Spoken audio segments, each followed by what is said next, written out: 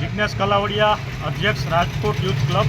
Rajkot youth ક્લબના સૌજન્યથી તાજેતરમાં અંબિકા ટાઉનશીપ વિસ્તાર, મવડી, નાના મોવા, મોટા મોવા અને આસપાસના 200થી વધુ સોસાયટીઓ અને ફ્લેટ ઓનર્સ એસોસિએશનના પ્રમુખશ્રીઓ અને આગેવાનશ્રીઓની એક મિટિંગનું આયોજન કરવામાં આવ્યું હતું.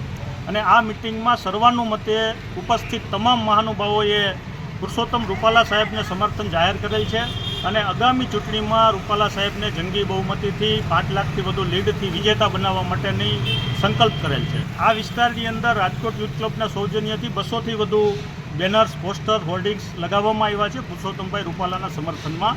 અને આ વિસ્તાર વિકાસ તરફ ખૂબ પૂર ઝડપે આગળ વધી રહ્યો છે, ત્યારે કેન્દ્રીય મંત્રી જેવા ઉમેદવાર રાજકોટને મળ્યા છે અને આ વિસ્તારના વિકાસ માટે અમે એમને સમર્થન આપીએ છીએ. સાંજ સમાચાર ફેસબુક પેજને લાઇક કરો, વિડીયો શેર કરો અને વધુ વિગતવાર સમાચાર માટે sanssamachar.net વિઝિટ કરો.